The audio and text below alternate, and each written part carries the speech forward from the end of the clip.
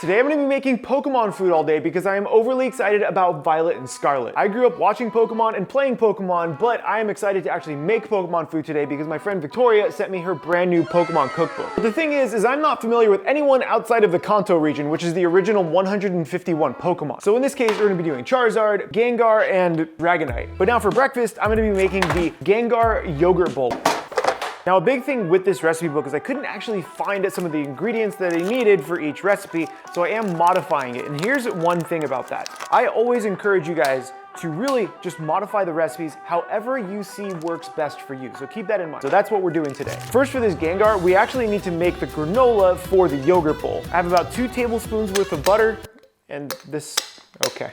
And I need about 3 tablespoons worth of honey, so we're just gonna kind of guess. Then we need about 3 tablespoons worth of brown sugar. This also needs a sprinkle of cardamom. I love cardamom, I grew up with it. And then a nice heavy pinch of salt. She also asked to put in a vanilla bean pod, but vanilla beans are incredibly expensive right now. They were like $12 for a single bean. So instead, I have some leftover vanilla extract from some baking recipes that I've done. This is a lot cheaper and it goes a long way if you don't want to buy the vanilla pod. Just gonna dissolve this, make sure all of those sugars are fully dissolved, and once that's done, we can just pour it on top of our oat mixture, which I haven't made yet. Look at how saucy that looks. I would put this on some ice cream and I'd be a happy boy. Now the oat mixture. We need 3 cups of old-fashioned rolled oats. Then we need about a half a cup worth of walnuts. We're just gonna crush them with our hands because we're lazy today. I could have just bought chopped walnuts.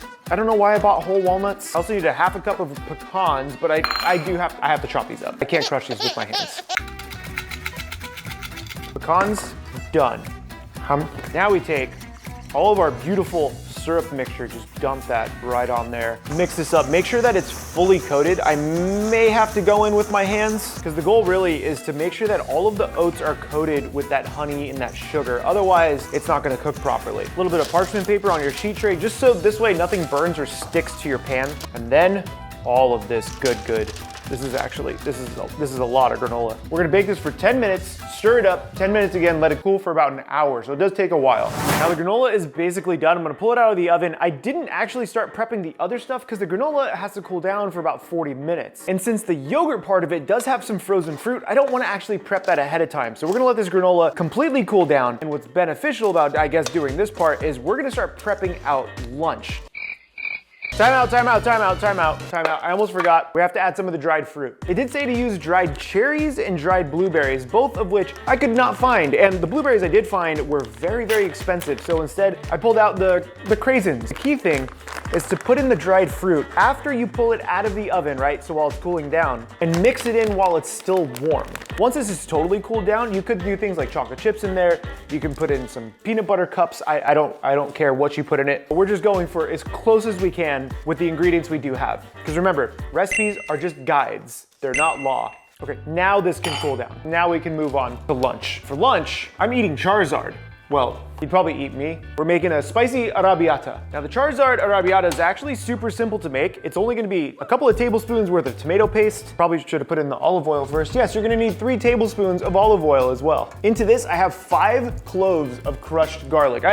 I crushed this ahead of time. Not gonna lie, this is all going in. We're gonna lightly fry everything together for just a couple of minutes, just to where the aromatics start coming through. Garlic, tomato paste, olive oil, you can't go wrong. After a couple of minutes, everything starts to get nice and toasty. You wanna get a little bit of color on that garlic, and you wanna make sure that the tomato paste is slightly cooked. This is when we apparently add the paprika, which I have right here. I'm gonna do a little dash of paprika, followed by chili flakes. I also could not find Calabrian chilies, which is what the recipe calls for. So instead, I'm using sun-dried tomatoes. Yes, they are not the same thing. I am well aware, but this is what I have. Also, 1 full zested lemon. There's a zest right there. I zested this ahead of time again. Throw that into there. Give us a quick stir. Oh, that lemon zest just makes everything so bright. I couldn't find San Marzano tomatoes, so I just have some generic brand here. That's gonna be fine. These are whole as well, so we're gonna have to crush these. Oh no, I did lose all of my fire. Okay, fire. Hopefully I have another one of these. Got a half a can left, and then we're gonna have to actually use the real stove. But now that I have my tomatoes pretty much crushed, you can see they're not super chunky anymore, they're just a little bit of chunky. This is when I'm gonna add in 2 tablespoons worth of sugar, and then I have a big old chunk of Parmesan cheese. And we're just gonna do most of this into here, but if you don't have any left, reserve some for garnish later. Yes, good. We're gonna let this simmer for about 30 to 35 minutes with no lid on it at a very low temperature. You want it to just kind of bubble up just a little bit. Otherwise, if it's rolling in a bubble, you're just gonna have a mess. And you're gonna lose most of your sauce. Now for the Gengar like yogurt portion of it, I have some Greek yogurt. This is just from Costco. Now the other thing that it asked for is frozen blueberries and blackberries. I didn't find frozen blueberries and blackberries in like a small enough portion, so I bought fresh and I just threw them in the freezer. Same thing. The last thing we need is one whole banana, which in hindsight, I probably should have frozen as well. That would have given it really nice texture. I think this is it. Nice. Let's do this.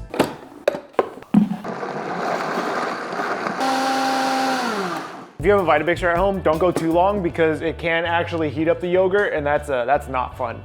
We need to censor this part. That's delicious. Let's see what this looks like. It's super pretty. Pop any extra into a separate container to enjoy later. I'm gonna try to garnish this. So it looks like I actually need my coconut first, which I have some coconut shreds that I usually use for baking, and this will be fine here. We're gonna do like half of this as coconut, so it looks like his mouth. Then a hefty portion of granola. A good granola. Now we need strawberries for the eyes. Now, admittedly, if you don't want to use strawberries just to garnish for the eyes, stop it. For the effect, you can skip it out. You can use whatever else you want. Is it sinking? That's cool. I have to be very careful. But breakfast is ready. Look at that bowl. If you got this at a restaurant, this would probably cost you like $12 to $13 depending on where you live. That's pretty though.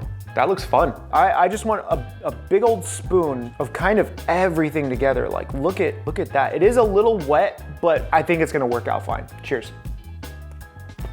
With the granola, it's really, really nice because that cardamom comes through. The honey, it's a little rich. I'm a sucker for yogurt bowls though. The one change I would do, add some protein, freeze the banana. Otherwise, this is spot on. Now I was gonna wait to start making Dragonite because I had to run the dishwasher because the dish is already getting full and it's really, really loud. But since Dragonite's step takes about 1 to 1.5 hours, I have to start it now. Otherwise, if I really started this around 3 or 4, we would be having dinner pretty late in the evening. But for this, we're doing a butternut squash gnocchi, which looks absolutely fantastic. I'm just gonna hit it with a bit of salt, followed by a hefty glug of olive oil on each of these halves. These are going in the oven for 1 to 1.5 hours at 350 degrees. So that's why we're just gonna throw this in and let it hang out until we're ready for it. Now it's been about 1.5 hours for this squash. This had to soften up quite a bit, and I did flip this in the oven so this way it would soften up properly. This is gonna cool down completely. Only needs a little bit of time because I have let it cool down by now, but we're gonna finish up Charizard so we can actually have lunch. It's like 2 p.m. We still gotta prep dinner right after this. Now I was preheating a pan over on the stove for my pasta, so this way, hopefully I don't run out of fire again. I've already salted this, and instead of using spaghetti, I'm using linguine. Do I wanna do all of this? How many servings is this? 8 servings. No, we'll do half. We're gonna cook this for 8 to 10 minutes until it's al dente, and then we're done. We're gonna put this on the other stove. This way, we can start prepping out the squash stuff for Dragonite. I cut up 1 whole onion earlier for Dragonite. Now I just have to prep out some garlic, olive oil, bam.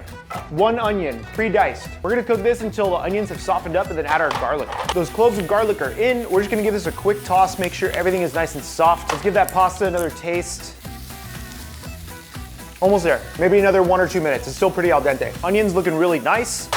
Let's finish this. Onions, garlic, yeah, going right into the blender. Then this also calls for 1 tablespoon of white miso, which I thought was very interesting. I'm really looking forward to how that flavor plays out. This also gets a very specific 13 ounces of coconut milk. Now this had also called for dried sage, but I couldn't find any for whatever reason at my local markets because I live in a very small train town. But I found fresh sage, which I don't know why I could find that. So I'm just gonna put a couple of leaves of this in here as well. I just wanna blend this, but let's check the pasta. Pasta's done. Now to finish this pasta, I'm gonna take some of our beautiful sauce now. This has been actually simmering for a while now at a very, very low heat. We're gonna put in quite a few spoonfuls of this. Then take the linguine, take some of it, move some of that water in there. Oh, that's a lot of sauce. That's fine. This is fine. Oh, yes. Well, pasta, done. Do we put it on a plate or a bowl? I usually just put pasta in a bowl and eat it like a Neanderthal.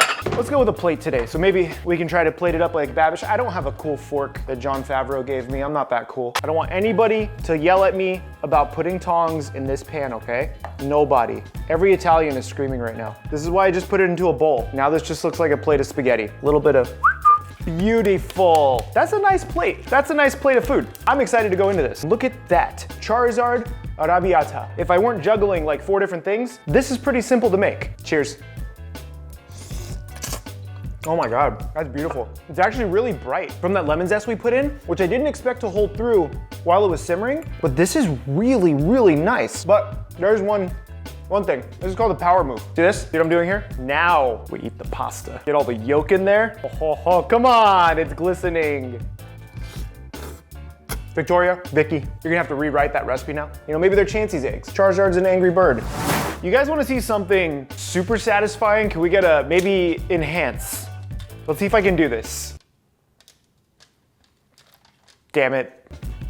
Didn't work how I wanted it to. I was hoping for the nice, like, you know, the like slosh off. Whatever, just peel this back. It's not as exciting now. Okay, squash is peeled. This looks delicious though. I love butternut squash. Take all of this, drop it right into our blender. Always throw the lid on before you put it on the mixer because that would be my nightmare. Blend. That's beautiful. It's beautiful. I think as a sauce, it might be thick, but we're also gonna have the pasta water from when we cook up our gnocchi, so I'm gonna leave it for now, and if necessary, we'll thin it out as we make dinner. This is like 45 or 50 ounces of this puree. Oh, that's beautiful. Now we don't need this yet because it's only 2:30, so we can prep this out, have it ready to go for dinner. All right, going in the fridge to cool down, and we gotta prep out the rest of dinner, whatever that might be. Okay, it's dinner time. We have to finish Dragonite, which actually is super simple. I secretly had a pot of water boiling on the stove with just a little bit of salt. We have boxed gnocchi. You can also make your own gnocchi. That was a very violent throw, I apologize. We're gonna take our giant thing, oh God, this is dangerous. That's fine. After 3 or 4 minutes and the gnocchi start to float to the surface, you can kind of see that. That's when these are ready to be pulled off. But I want to skim these because I want to reserve some of this water just in case the butternut squash puree is too thick. Okay, Joy Nuggets goes into the sink just to hang out. Saute pan, boom. This is when we put in a dab of butter. I'm gonna take like a small, like maybe a half of this portion. The other half will be for Rachel. I don't know why I'm wafting the sound. I don't think you can't waft sound. Whoa, whoa, ow, it's hot. That's good though. And then once you have a little bit of color, it says to transfer them to your plate. So that's what we're gonna do. We have our pile of gnocchi, which this plate was probably too big. Then put another dab of butter in there. Then we take about 4 to 5 sage leaves that I had chopped up. We're gonna throw this right into the butter. We're gonna lightly fry those. Now we're gonna remove these, place them into a little side container to garnish. Then with the same pan, we're gonna take our puree. We're gonna add the puree directly to the pan. Now this does look a little thick, and this is where that pasta water is gonna come in. That's beautiful. Okay, let's plate this up. Now, I think the one change I would have done with this plate up is I probably would have just tossed all of the gnocchi in the sauce. But it does say to plate it up where you just take the gnocchi and you get it sauced right on top. I think that's okay. I'm gonna toss this. I think I would like that better. This way you just get an even coating on all of the gnocchi, and then come back here with the same plate, and now all of them are nice and covered. Then finally, a little bit of our fried sage garnish, maybe a touch of cracked black pepper, and there it is. Dragonite is done. Butternut squash gnocchi. This looks fantastic. That's a nice hefty portion. Gnocchi, very heavy. Finally, we get to have dinner. It is 6:30 in the evening, and I'm just gonna go in on this. Cheers, look at that bite. That is a significant bite. This is my favorite thing today. This is amazing. The best part is I actually still have all of this sauce from lunch and all of this from this dinner. So these make a significant amount of food where you can have this for the next 2 or 3 days if you really want to. Chef Victoria, thank you for sending out this book. I can't wait to take a look at more of these recipes and really just start expanding my Pokedex because I'm really excited for Violet and Scarlet. My name is Chef PK, and remember, keep playing with your food. Oh, if you want to see me make jelly donuts, click right over here. Real jelly donuts. You know what I'm talking about. Nothing beats a jelly-filled donut.